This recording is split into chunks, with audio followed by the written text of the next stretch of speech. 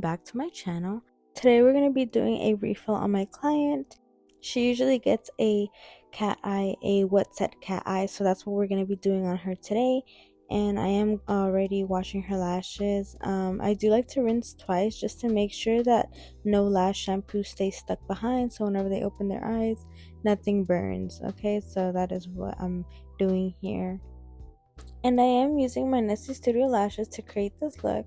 You can go purchase them at nessiestudio.com. I will leave everything, all the products that I am using, linked down below. So if you are curious, you can just check my description in this video, and you can go ahead and click the link, and it'll send you directly to where I purchased this product.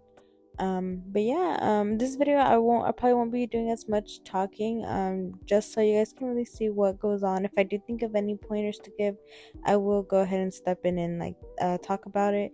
But for the main part, I will just let you guys kind of watch this video and kind of see for yourself how to do a refill. I know I learned a lot more just watching people do lashes on YouTube. Like I said before, I am a visual learner, so for me it's a lot easier watching someone do it rather than just kind of talk about it. But it does help to talk and give pointers out. So here I'm just applying primer to her natural lashes, and I'm going to be drying them so they're not wet whenever I'm applying the lash extensions. So the way that I do refills is that usually I will look at the lashes that are the longest, like that are the most outgrown, and I will go ahead and remove the ones that I see, because they just get in the way sometimes as you're trying to put new lashes. But for the most part, I won't remove all the outgrown lashes at the beginning.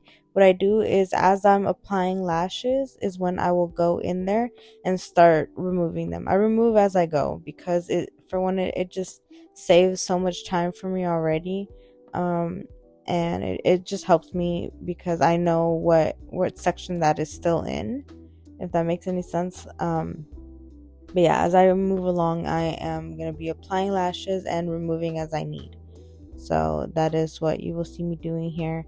But yeah, so I'll just back off for now, let you guys just watch this video, and if I see something that I do want to touch base on, I'll come back in here and talk about it. But yeah, thank you guys so much for watching this video and supporting my channel. It means a lot. So thank you guys, and I'll let y'all keep watching. Bye.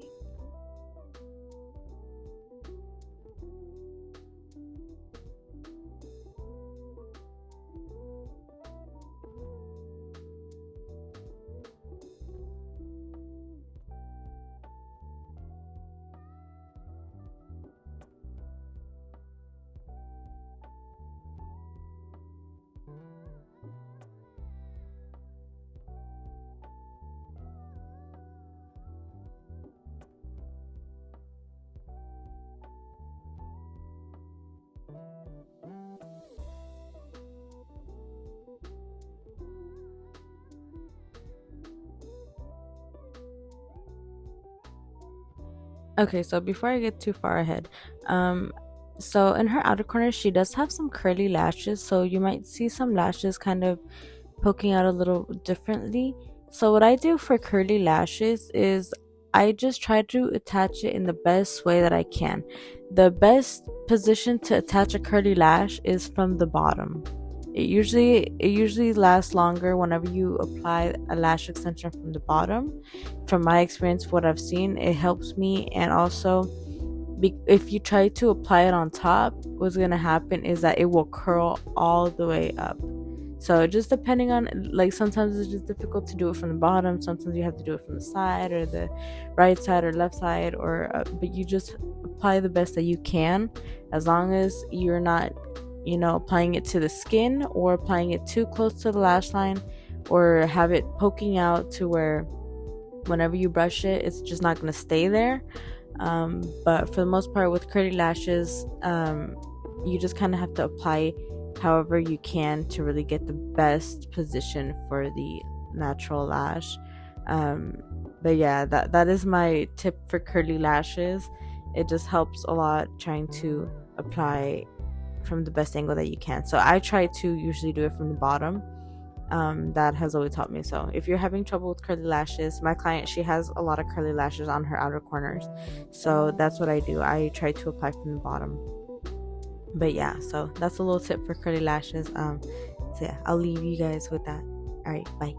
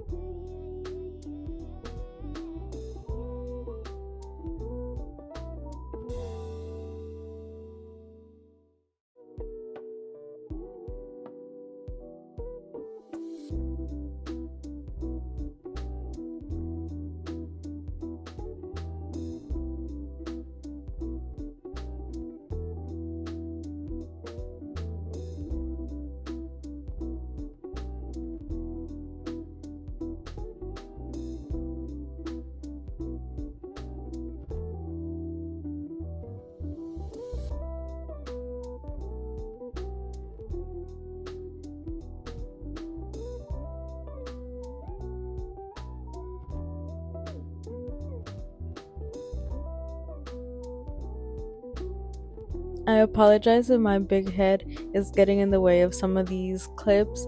The way that the camera was sitting, like how it was angled, it was just hard. I thought I wasn't gonna catch my head, but I did. So apologies for that. But here I am, just kind of scooting through the lash, just kind of checking to make sure that there's no stickies. I always like to do this just to make sure that whenever your client leaves, that they're not complaining about irritation or that something is pulling or tugging on their lashes and it's not bothering them. So yeah, always make sure as you're going, just check so you don't have to do a full check at the end. That way you know for a fact, you know that nothing was stuck. You can just do a quick scan and you know everything will be fine. But yeah, I always like to check as I go, and it makes everything easier. So yeah, I'll leave y'all with that. Bye.